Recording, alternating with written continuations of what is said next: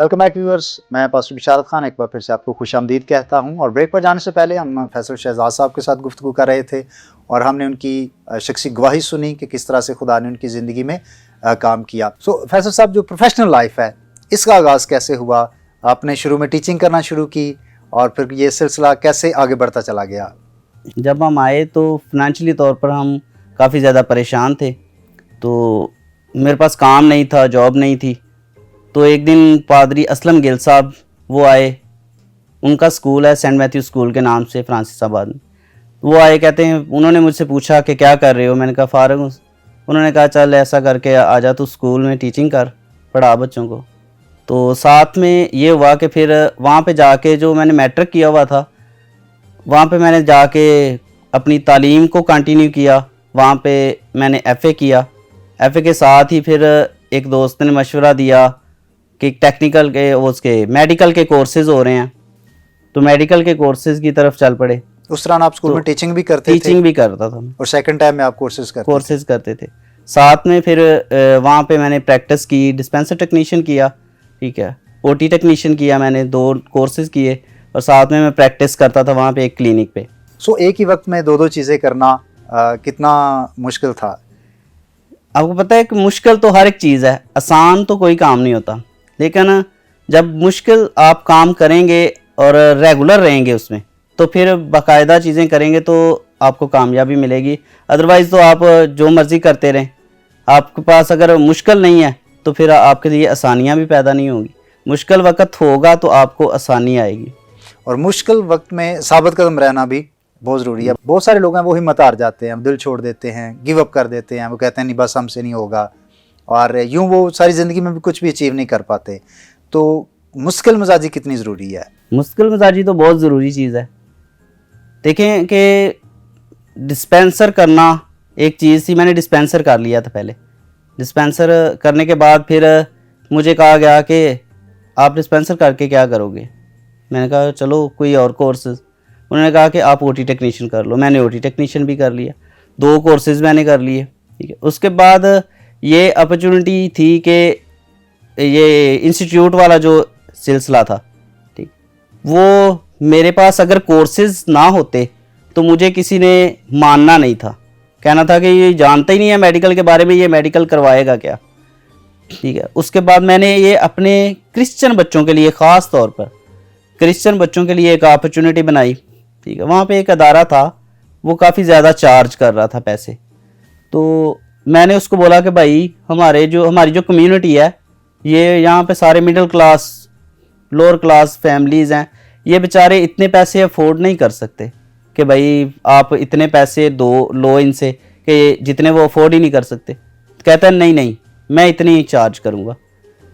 फिर मैं खुद गया, मैंने वो कौंसल से रब्ता किया, वहाँ से रजिस्ट्रेशन ली और मैंने ये जो सिलसिला था, ये सिलसिला जब शुरू किया तो एज अ टीचर, मैं बता चुका हूँ कि एज अ टीचर मैं काम कर चुका था, तो वाकफियत तो पहले काफ़ी ज़्यादा थी। 7-8 साल जो था वो एक स्कूल में गुजारे थे, 7-8 क्लासें वहाँ से फ़ारग हुई थी।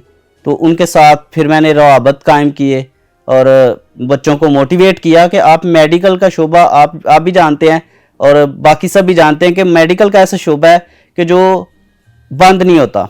कोरोना वायरस के दिनों में ये बंद नहीं हुआ, और भी जो भी हो जाए सारी चीज़ें बंद हो जाती हैं, लेकिन मेडिकल का शोबा ऐसा शोबा है जो कभी बंद नहीं हो सकता।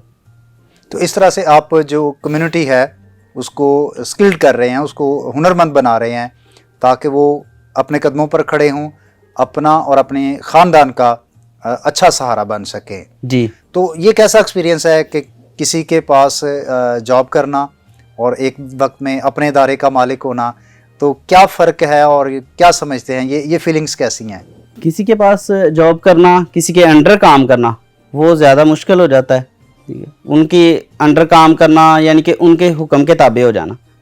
अपना काम है, जब मर्ज़ी के, जब दिल किया वो उसको हम क्लोज़ कर सकते हैं। अपने किसी काम के लिए, अपने किसी प्रोग्राम के लिए हम उसको क्लोज़ करके तो कहीं पे भी आ जा सकते हैं। लेकिन जब हम किसी के अंडर काम कर रहे होते हैं तो फिर मुश्किलात का सामना करना पड़ता है। प्रोग्राम के इख्तिताम पर मैं चाहता हूं कि आप हमारे होशाना टीवी के तमाम देखने वालों को, बिलखुसूस यूथ को, आप क्या पैगाम देना चाहेंगे? यूथ के लिए तो मेरा ख़ास पैगाम है कि आप अगर तरक्की करना चाहते हैं तो कोई ना कोई आपके पास तालीम के साथ आपके पास कोई ना कोई फ़नी महारत ज़रूर होनी चाहिए। अगर आपके पास आईटी का है तो आप आईटी में जाओ, आपका इंटरेस्ट आईटी में है तो। अगर आपका इंटरेस्ट मेडिकल में है तो आप मेडिकल में जाओ, लेकिन आप शोबा ऐसा इख्तियार करो जो बाइज़्ज़त हो। ठीक है, हमें वो काम नहीं करने। हम बाइबल मुक़द्दस में लिखा है कि हम शाही कहानों का फ़िरका और पाक और मुक़द्दस लोग हैं। अगर हम शाही कहानों का फ़िरका हैं, पाक और मुक़द्दस लोग हैं, तो हमें काम भी वैसे ही करने चाहिए। ठीक, हमारे पुरवकार जो प्रोफेशन है, जो पेशे हैं पुरवकार, हमें उनमें काम करना चाहिए, ना कि हमें लोगों के घरों में सफाइयाँ करें और वो बैंकों में जाके सफाई कर ली। ये कोई काम नहीं है। आप शाही कहानों का फ़िरका हो, पाक और मुक़द्दस लोग हो, और आप अच्छा प्रोफेशन जो है उसको चूज़ करें। बहुत शुक्रिया फैसल साहब, और खुदा आपको बरकत दे, और आपका जो विजन है खुदा इसमें आपको और ज़्यादा कामयाब करे। जी, थैंक यू। अज़ीज़ भाई और बहनों, ये सच बात है कि हमें प्रोफेशनल स्किल्स को भी लेना है।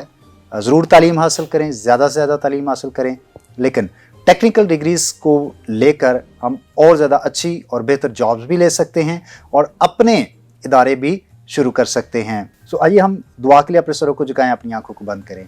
कादिर मुतलक खुदा, हम यीशु मसीह के नाम से तेरी शुक्रगुजारी करते हैं इन ख़ास दिनों में जब हर तरफ यीशु मसीह की पैदाइश की खुशियों को मनाने के लिए तैयारियां जारी सारी हैं।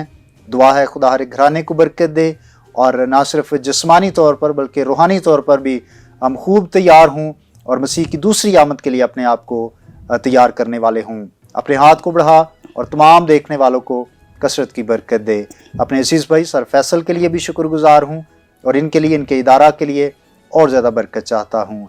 होशना टीवी के सारे स्टाफ को बरकत दे, तमाम देखने वालों को बरकत दे, और हकीकी खुशियाँ हम सबों की ज़िंदगी में आएँ, यीशु मसीह के नाम से आमीन। अजीज़ भाई और बहनों, इसके साथ ही अपने मेज़बान पास्टर बिशारत खान को इजाज़त दीजिएगा। नए मेहमान के साथ जल्द आपकी खिदमत में हाज़िर होंगे। तब तक अपना बहुत सारा ख्याल रखिएगा, और मेरी तरफ से आपको एडवांस में ही क्रिसमस बहुत बहुत मुबारक हो।